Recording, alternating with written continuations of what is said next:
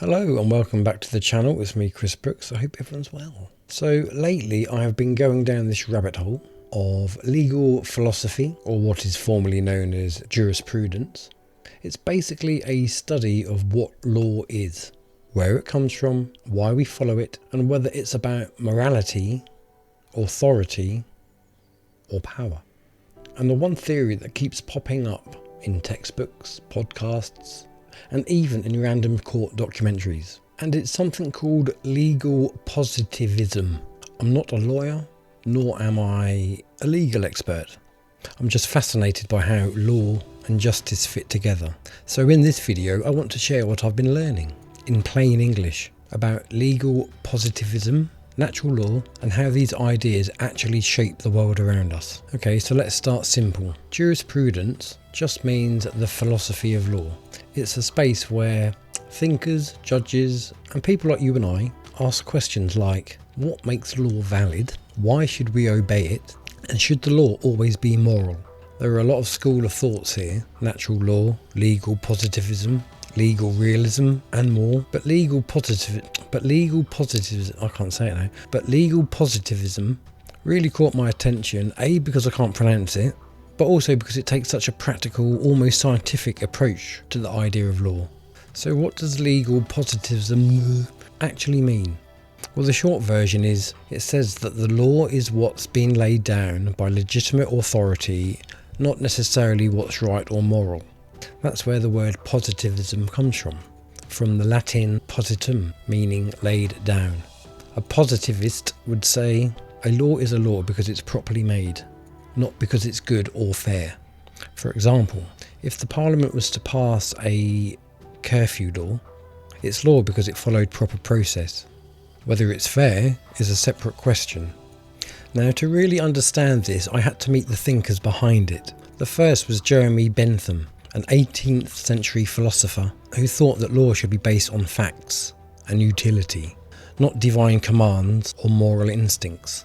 He basically said the existence of law is one thing, its merit or demerit is another.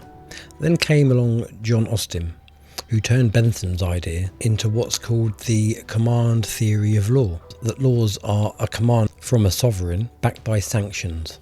Then there's H.L.A. Hart, a 20th century philosopher who refined it all. Hart said laws aren't just commands, they're part of a system of rules. Rules that not only tell us how to behave, but how laws are made and changed. He called those primary rules, the actual do's and don'ts, like don't steal. Secondary rules, the rules about rules, how to make laws, how to recognise them, how to change them. That's such a clever way to think about law. It's a kind of a social operating system. But the thing is, this is where it gets tricky. Legal positivism says law and morality are separate, but natural law says that they're inseparable. Thinkers like Aquinas and Locke believed that true law must reflect moral order, that an unjust law isn't really law at all.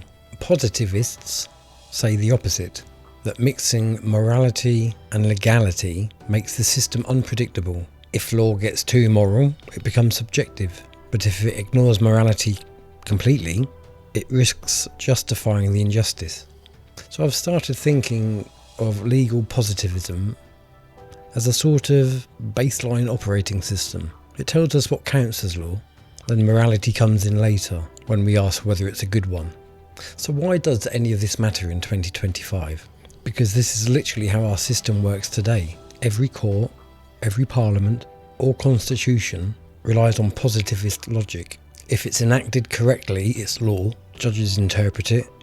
Citizens obey it. That's how we get consistency, predictability, and the rule of law. Things that supposedly hold society together. But what is interesting is how much morality has snuck back in. Think about human rights law, constitutional justice, or international law. All of them bring moral principles back into the structure. So maybe what we have now isn't pure positivism anymore. It's a kind of hybrid where legality and morality keep negotiating with each other.